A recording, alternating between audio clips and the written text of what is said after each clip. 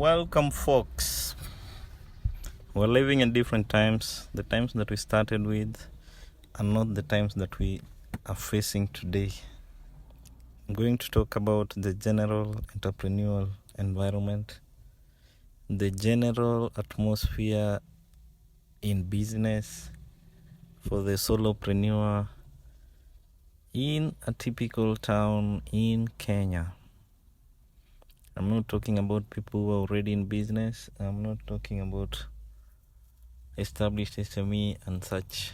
I'm talking about the solopreneur, the freelancer, working on their gig as self-employed, selling charcoal, selling clothes, selling cars, selling food, finding customers and things like that.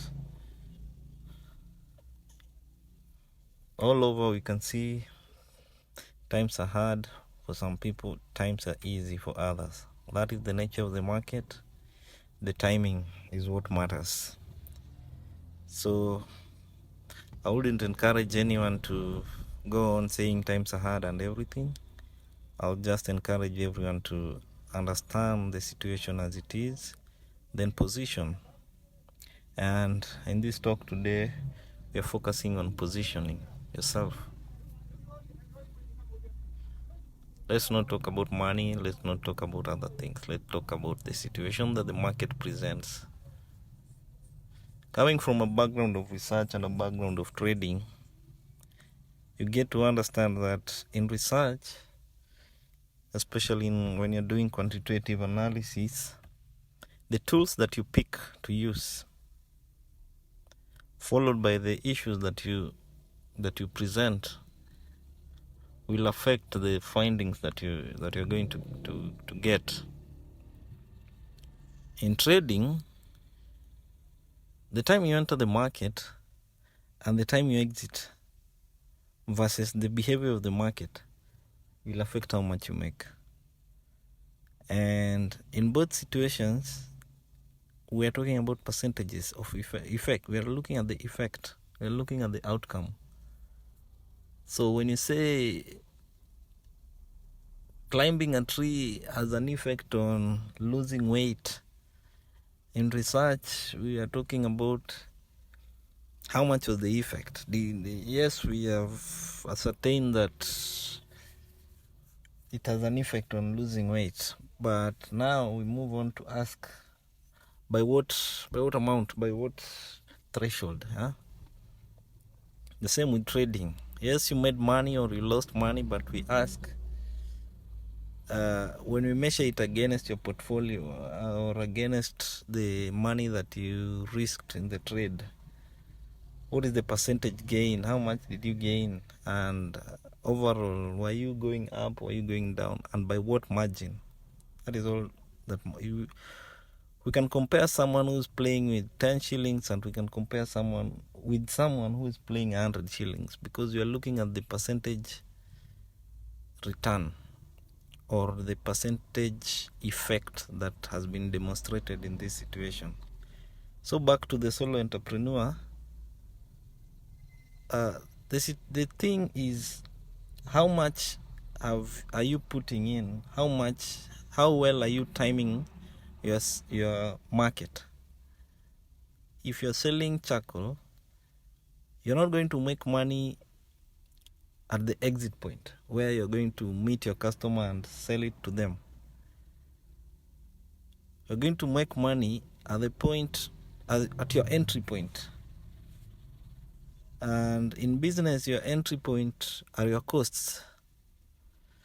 How much are you making and how much are you spending to make it? The cost of goods, the inventory, the capital that you have to put in, the time.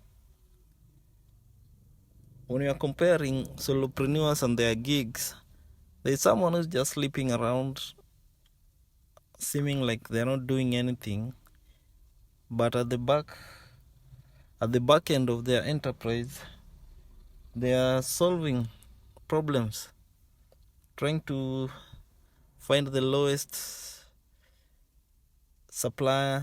price supplier, trying to find the shortest route to the market, so that by the time an execution occurs in their life, in their business, the margins are crazy.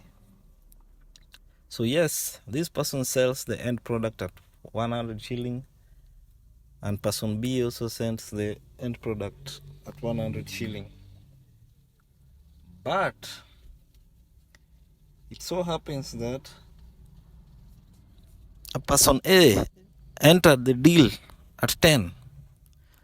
They were able to cut, they were able to go to the supply, they were able to maybe get discounts for mass economies of scale and things like that. So they got in at 10, while person B got in at 40. So already this other person is dealing with the 90 shilling margin, and the other is dealing with the 60 shilling margin. So today I want you to think about your mindset when you're approaching these deals, and when you're a solopreneur, when you're working on the gig and things like that. A lot of times we go for the shiny product, and it seems all rosy and fine. But when you break it down and look at how much is being expended and how much is being gained, you realize these people are not different from what some people like to say is a rat race or a hamster on a wheel. You're taking 14 steps forward, and we celebrate you for going so fast. But it turns out that you owe someone else 13 steps.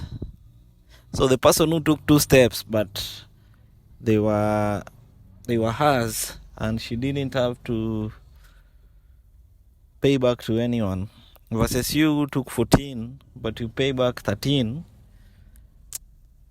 The effect size, going back to my research analogy, the effect size is bigger.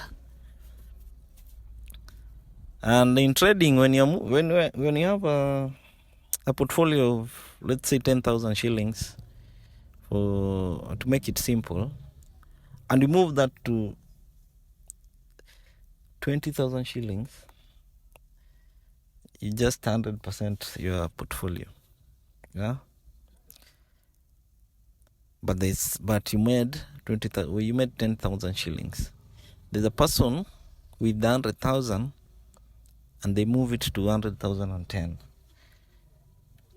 In terms of returns, they made 10%, you made 100%. In terms of actual value, they made 10,000, you made 10,000. Well and good, depending on your situation, everything goes well and good. You both made money. Now, we talk about the risk. How much was risked into the business, and how much did come out?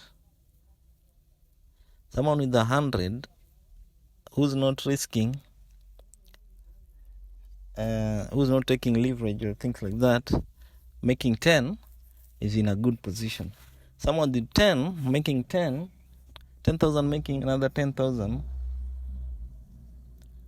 On the surface, we might call them genius, but the question is, can they replicate the results? Can they repeat those results? Oftentimes in business, you will hear, or you will be marketed to. You'll be advertisements all over that this organization or this solution or this product is going to give you a 100x, and they will cite that one time when they were able to get that 100x, like they multiplied by 100. Well and good. You should ask yourself, will they be able to sustain that 100 based on what you know so far? Based on the entry, based on the margin? Are they sustaining those Are they running an operation that can sustain that margin? Are they cutting costs so much, or are they enjoying some particular technology that is allowing them to sustain that margin, or are they banking on luck? That because the last time they were able to do it, now they're going to do it again. For the solopreneur, you might land a big deal one day. Like, let's say you're starting a business, you're used to selling 100 a day, and then one day you get a windfall of 10,000. After that, you'll be lucky to get 10,000 again, unless something fundamentally changed, or the market shifted, or now all of a sudden all your things are in demand. You shouldn't change your business to be to make it a 10,000 one at the moment, because doing that might mess your numbers. You might start going up, getting costs and things like that, only to realize that 10,000 event is not coming back, and by then your business would be losing. Yeah. So small businesses out there, solopreneurs, I was talking to you, and it has been a pleasure sharing these ideas. We save each other, okay? We work together to get the right mindset, because when you're doing freelancing or when you're doing self-employment, you are the brains of the business that you're running. And if you got the wrong brain or the wrong education, you could be moving so fast but in the wrong direction. And we don't want that. Cheers. And bye.